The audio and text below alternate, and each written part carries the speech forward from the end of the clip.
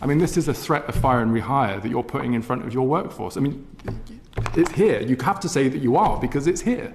Really unacceptable to say that it's not a threat when the chair has actually shown you the document. It's your document in which you say that that's on the table. What does that actually mean? They've got the opportunity of considering their future in the business. Need to bring order. Now, did the Business and Trade Committee uncover a new fire and rehire scandal?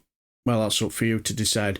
Now, you'll see today there's another video on this very same subject, but it's with Alan Brown. And in this same two, it's Mohsin Issa, sorry for butchering your name, CBE co-owner of Asda, and Hayley Tatum, senior vice president. And after spending the good quarter of the time sending the committee down rabbit holes of shop talk and nonsense and try to say that it's not what it looks like, honest gov, Andy McDonald, Labour MP, he brought up the subject of fire and rehire, and then that's when it all kicked off. Can I turn your attention to the people who work for you and who help you be successful? And can I just remind you, on the 28th of June, Mr Comerford wrote to us to clarify that Asda's last resort position, as he described it, if Asda can't reach an agreement, it may seek to dismiss and re-engage colleagues on new terms and conditions. Is that correct? This is a live consultation, and I can... No, I didn't ask you that.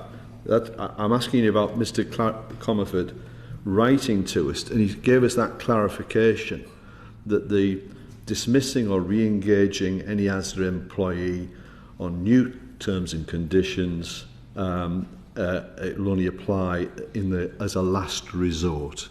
Is that the position, yes or no? Our position is to get to an amicable agreement with our negotiation. So, is what was colloquially known as fire and rehire, is that a last resort for you as an option? Our mission and our team is tasked to reach an amicable solution, and maybe Ms Tatum can give you an insight into where we are with that. Well, perhaps Ms Tatum can answer. Have you communicated that dismissal and re-engagement is an option as a last resort? Yes or no? We have communicated with our colleagues that we plan to reconsider the current 60 pence an hour premium that a small group of our colleagues currently receive. We went into consultation with those colleagues in February of this year. At the same time, we explained future pay rises and across this year that we plan to make that would exceed the premium payments that these colleagues currently receive. So, I wasn't asking you to get into the dispute. I was asking you whether dismissal and re-engagement on different terms is there as part of the strategy that Mr Issa, he likes the word strategy. Is that part of the option available to you as a company, and have you communicated that to people? All options that are available to us legally, we open the consultation by explaining all options to our colleagues, so they are fully understanding with the transparency. So no, I'm not going to let you talk this out because that's I'm afraid that's a tactic that's been deployed. I'm simply asking you straightforwardly: is that part of your armoury to dismiss people and re-engage them on less favourable terms? And I'm trying to get a yes or a no from either Mr Issa or from you. Yes or no? I'm not playing any tactics with you. Just tell me yes or no. We are working through this with our GMB partners, who some will be in this room today, and they can clarify. Well, you see, that's the point. You see, it is in the current consultation document, is it not? All options are in the consultation. Is that document. option in all options?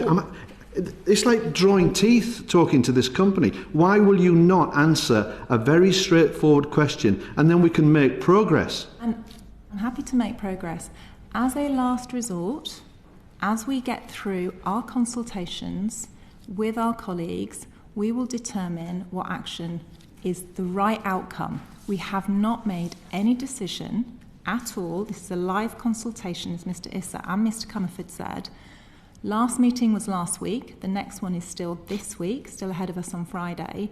So we can't confirm what we will or won't do because I'm not asking you to do that, but you know the point is that you've set off on this journey saying that this is available to you as a last resort, and I cannot get from you an admission that that has been your position. You've not made that clear to this committee, and it's very, very frustrating.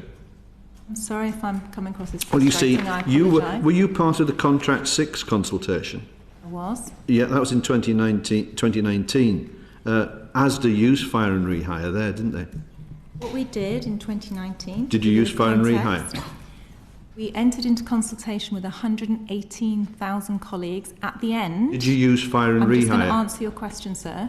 At the end of the consultation process, which we took many months across 2019, in November 2019, we lost 205 colleagues as a result of that consultation through that process of dismiss and re-engage. You did. So you did engage in fire and rehire. Thank you for that.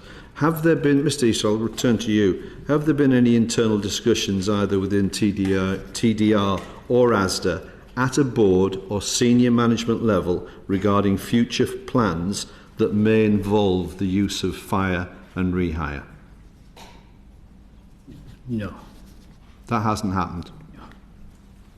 Are you aware of any discussions taking place regarding future workforce strategy that would include fire and rehire as part of the consultation process? No. So you're not doing that? Have Asda got any plans for any significant restructuring amongst the workforce? I mean, we are in a dynamic business today. Our costs are sort of ever under scrutiny. We have to be competitive. As we said, we have significantly invested in that wasn't what I was asking you. I can understand the rationale behind that, Mr. Issa, but I'm just asking you if there are any plans for any significant restructuring amongst the workforce. As any company of our scale and size would do, we were constantly evaluating our options around operating model for sure. Now, after he'd had his little set to about fire and rehire, he moved on to asking, do Asda recognise the GMB as a legitimate union? And they went through there. Then Darren Jones got other members to ask their questions. And then at the end, he brought back the subject of fire and rehire. And that's when it all kicked off. It was just a clarification question for me. Forgive me if I missed it, but I think, Mr. Issa, you said that you were not planning on using fire and rehire in the current negotiation with Asda employees. Was that right? Did you say that? Or Mr. Tatum, do you want to come in? What we've said is all options are on the table. We haven't made any decisions, and we are working through a smooth transition agreement with our union reps. We don't know whether we will end up in a fire and rehire position. It is a last resort. It is the last thing that any of us would want to entertain. The numbers I gave you from 2019 demonstrate that we go out of our way to find the route through to protect employment. And if I may... No. If it's in the consultation document at the outset, it cannot be a last resort. You've set that out as an option right from the off. What do you think that does to industrial relations to put before a trade union? Right, if this doesn't work, we have fire and rehire. We say it's a last resort. It's there if you don't do our bidding. How is that good industrial relations practice? Having worked with the GMB for the 12 years that I've been with Asda, we've forged a strong relationship together. We don't always agree, naturally. We don't agree with all of our union partners from time to time, but we work hard together to to create job security and to do the right thing for our colleagues. We are joined on that outcome. And looking at what we did in 2019, as you raised it, sir, we did, at the beginning of that consultation in April, we outlined exactly the same process as you're referring to for the middle band pay consultation we're currently in. We did exactly the same. By November, with the GMB gave an agreement and a recommendation to their members on what to accept. So we worked hard with the GMB to have a joint agreement, and that is our intention this time as well. Mr. McDonald made the point for me, but we had this issue with British Gas previously, where if you tell your employees that you will fire and rehire them if they don't agree to what you're proposing, even though you say you hope you don't get to that position, it is an obvious threat to employees that they're going to lose their job if they don't do what you're asking of them. That's obvious, isn't it? Well, so just to be really clear, this smaller group of colleagues that we're in consultation with currently are receiving a premium payment that no other colleagues in our business currently receive. So we have an imbalance and an unfairness on payments in our organisation today, and we want to make sure that we correct that balance. It's a legacy payment. It's not something that they've... The question's not about the legacy payment, Ms. Tatum. My question's about the use of fire and rehire. It doesn't really matter to me what the substance of the issue is. You are threatening your staff with fire and rehire, aren't you? We are talking to our staff, our colleagues, about a potential change. What I can refer to, if I may, is we conduct engagement surveys at random through our organisation. We conducted one in May. Our performance and our engagement has gone up across retail stores by 11 points year on year. It is outstripping and ahead of the competitor. That's fine, Ms. Tatum, but my question is whether you're threatening them with fire and rehire. It's a very simple question, and you don't seem to want to answer it. I mean, I've got a copy here of the middle pay band proposal business case from your business, and it says very clearly there that you will serve notice to any remaining colleagues on their existing terms and conditions and offer to re-engage them immediately on the new terms and conditions. Those colleagues would not receive any compensatory payment for this action. I mean, this is a threat of fire and rehire that you're putting in front of your workforce. I mean, it's here. You have to say that you are, because it's here. As are the other options on that page. But you are using fire and rehire, aren't you, Ms. Tatum? All I want is you to answer my question. You're threatening fire and rehire, aren't you? Not a threat. It is. It's in the document. Sorry, it's not a threat. There are all other options in that document as well, and we are consulting. That's really unacceptable to say that it's not a threat when the chair has actually shown you the document. It's your document in which you say that that's on the table. Do you not understand that that is just an illogical position for you to adopt? I'm sorry, it is not a threat, and this is not a logical position. I am trying to outline transparently to colleagues different options. We are engaging with those colleagues. We're asking for ideas and suggestions on how we could we understand all of that, Ms. place. Tatum. The question is really about the threat of fire and rehire, but we've only got a few minutes left. Mr. Lavery, you want to come in? Just very briefly, I wonder, Ms. Tatum, if you could just I mentioned fire and rehire, and you used different words and terminology. What was it that you used? Dismiss and re-engage. Dismiss and re-engage. Is that... I don't want us to split hairs well, on what the terminology is. I don't want to split hairs neither, because that simply means fire and rehire. Can I just ask a question? You're obviously a bit of an expert in fire and rehire, or dismiss and rehire. Because, as Mr. McDonald already said, that you were part of the Contract 6 consultations, and I think you were certainly part of that. You've said you were anyway.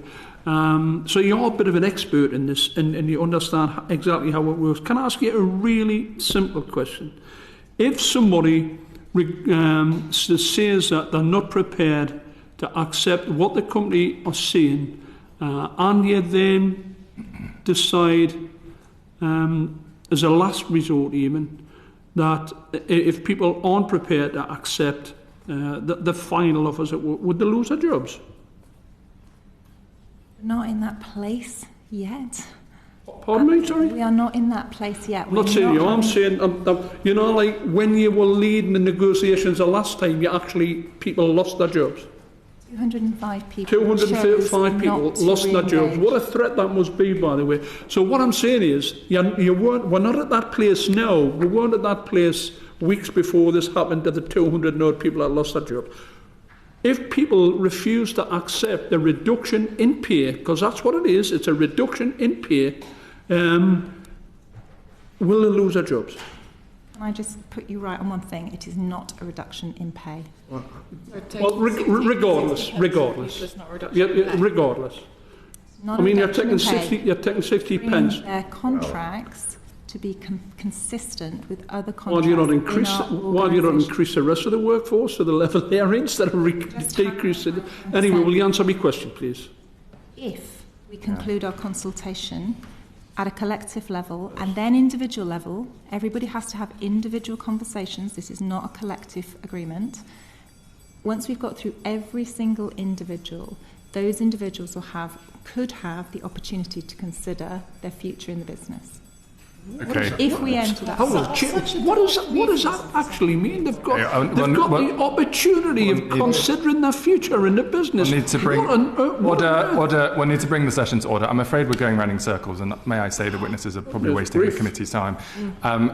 Can I just finish by asking on fire and rehire? Why are you willing to say dismiss and re-engage, but not fire and rehire? They mean exactly the same thing. As I said, I'm sorry that I'm using different terms. I don't Yeah, but mean to why? be- because I'm using the terms that are the professional, ACAS refers to it as fire and rehire. The Chartered Institute of Personnel and Development call it dismiss and re-engage. Right. I follow their policy in terms of making sure that through our consultation, because it is an option, not the only option, that we make sure that all of those processes and policies are followed. I understand. Just for future reference, the dictionary definition of fire says to dismiss, and the dictionary definition of hire says to engage. So you can be confident in saying, Ms Tatum, that Asda is using fire and rehire tactics, Asda. Might I say that this has been quite an extraordinary session, not in the way that I hoped it would have been. What we've heard today is that prices are up at Asda, tax is down, pay is down, money is being taken through a very complicated set of business structures onto offshore companies, and you've not answered any of our questions. I'm just very sorry that we've spent an hour going around in circles and you've not been complying with the questions from this committee. It's not in order, and I think actually you've suffered to the detriment for the brand of Asda, to your customers and to your suppliers, and I'm just sorry that we're in this position. We have, however, agreed to follow up on a number of issues in correspondence, and we will do so, and if we need to call you again to answer further questions, we reserve the right to do so. Well, if you do, Darren Jones, get them under oath, because they were quite clearly just leading them up a merry dance and just messing about. And this nonsense about dismiss and re-engage, it's fire and rehire, isn't it? And they know full well it's fire and rehire. And I've been in them situations before when I worked for the council. The last 10 years of my working life there, practically most of the time every year, I'm dragged into the office, told that contract you signed last year, well, it's ripped up, null and void. Here's your new one. If you don't like it, off you pop. Get somebody else to do it, for not a problem. And this nonsense of all avenues, it'll be going down fire and rehire. That's what it'll be. That is the easy option. If you don't like it, you know where the door is, and don't let it hit your ass on the way out. But what do you guys think? Let me know down below. Also, if you enjoyed what these guys were doing, they properly didn't give them any rest time, did they? They knew exactly what game they were playing. If you enjoyed it, give them a like, because I thought they were brilliant. Also, if you're new to stuff like this, in my channel I do all stuff House of Commons and Slick Committee meetings like this. Subscribe, what I'm gonna do. But anyway, have a fantastic day, and until the next time, I shall bid you farewell and take care, my friends.